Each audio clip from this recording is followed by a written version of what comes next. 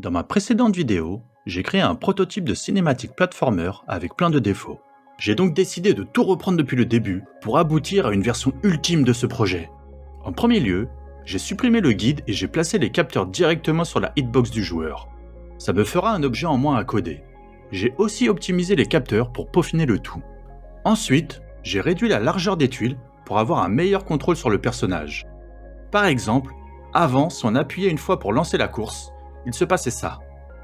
Maintenant, on peut voir le personnage se comporter plutôt comme cela. Et oui, j'ai séparé certaines animations en plusieurs parties, ce qui permet de les enchaîner plus naturellement. Ce qui est une bonne chose, car l'immersion est ce que l'on recherche en priorité dans un cinématique platformer. Aussi, j'ai décidé de gérer les animations image par image afin d'avoir le contrôle exact de leur placement entre les tuiles.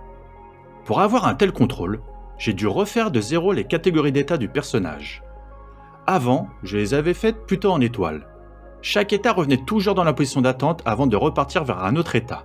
Dorénavant, c'est plutôt une toile d'araignée, avec des états qui se rappellent eux-mêmes ou bien qui enchaînent vers un état proche.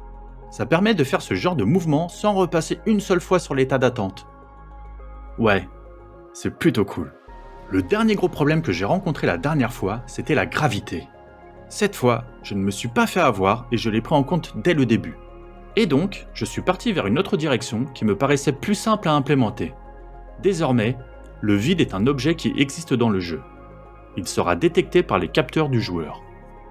C'est ainsi qu'on peut faire ce genre de mouvement avant même qu'une autre animation se lance. En plus, cela m'a permis d'éviter tous les bugs que j'avais précédemment. Le seul revers, c'est qu'il ne faut pas oublier de couvrir toutes les tuiles de vide. Oups. Finalement, j'en ai même profité pour remettre les mouvements qui me créaient des problèmes. Et j'ai même rajouté des possibilités cool comme celle-là. Les roulades sont maintenant fonctionnelles, aussi bien en étant accroupi qu'en courant, et il n'y a plus de bug de collision avec les demi-murs. C'est trop la classe. Après d'innombrables prises de tête, j'ai réussi à corriger tous les bugs que j'ai rencontrés, et chaque mouvement est pris en compte lors d'un contact contre un mur ou lorsque le joueur rencontre le vide. D'ailleurs, si vous rencontrez un bug en testant le jeu, faites-le moi savoir dans les commentaires que je regarde ça. En tout cas, je ne m'arrête pas là. J'en profite pour ajouter tout un tas de mouvements avec le pistolet. On peut maintenant s'accroupir et se déplacer avec.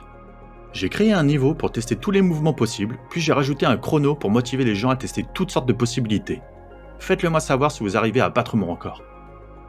Maintenant que j'ai réussi à parfaire le contrôle du personnage, j'ai pour objectif d'améliorer ce concept avec des obstacles et différents genres d'ennemis. Je vais donc travailler dessus pour la prochaine vidéo. Donc si vous voulez voir jusqu'où je vais aller dans ce prototype, abonnez-vous à ma chaîne et mettez un petit pouce bleu, ça me motivera à continuer. Pour ceux qui ont des idées de fonctionnalités à rajouter, n'hésitez pas à les mettre dans les commentaires, j'essaierai de les rajouter pour la prochaine fois.